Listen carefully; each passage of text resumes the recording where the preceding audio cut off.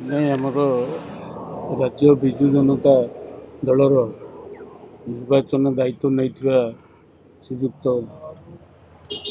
प्रताप देव महोदय पुरी जिलार मत दायित्व देते तेणु मु 8-10 दिन है समस्त दलर जो मैंने सब एमएलए प्रार्थी थे एमएलए थे से सहित आलोचना करी दलर पुराणा नेता सहित जिले में आलोचना करी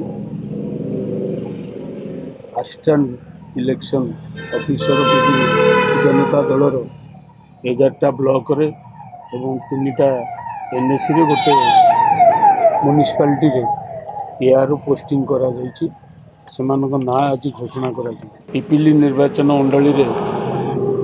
डेलांग ब्लॉक रो रवि नारायण ताड़ पिपिली ब्लॉक सुकांत कुमार पंडा पिपिली एनएसी गंधर्व परिड़ा काकटपुर निर्वाचन मंडली अस्तरंग ब्लॉक रो कुंज बिहारी प्रधान कोणार्क एनएसी रो सुशांत कुमार बेहेरा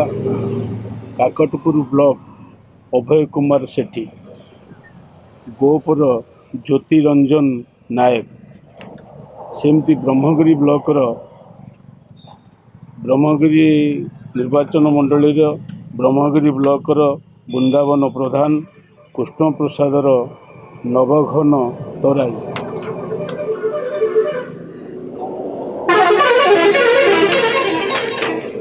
सत्यवादी निर्वाचन मंडली रो सत्यवादी ब्लॉक रो वृंदावन महापात्र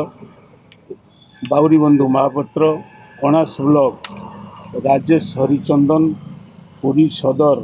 रमाकांत पंडा पुरी टाउन मलयकांत गजेंद्र निमापड़ा एनएसी निमापड़ा निर्वाचन मंडली रो निमापड़ा एनएसी लोकनाथ साहू निमापड़ा ब्लॉक नरसिंह राउतरा एमान को दायित्व दिया जाइछि एमाने पंचायत स्तर रे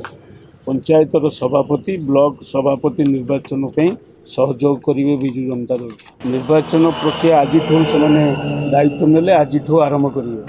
पंचायत स्तर में बसिकी पंचायतर प्रेसिडेंट तैयारी तापर ब्लॉक प्रेसिडेंट तैयारी नहीं समस्त कर्मी एवं पुराणा कर्मी जो माने वयस्क कर्मी दल बहुत दिन काम कर सहयोग पंचायत स्तर में गोटे गोटे बैठक हम बैठक 100 ରୁ 200 विजु जनता दलर कर्मी मान थे से माने चॉइस करेंगे जे विजु जनता दल सभापति पंचायत किए हम से हिपरि जिला सारा प्रत्येक पंचायत प्रत्येक ब्लॉक रे निर्वाचन चलो दल को पुनर्बार पुणी शक्तिशाली करने को ओडिशा रे हमर जे पूर्वतन सभापति नवीन पट्टनायक थे निर्देश दल को मजबूत करने ये काम आरंभ।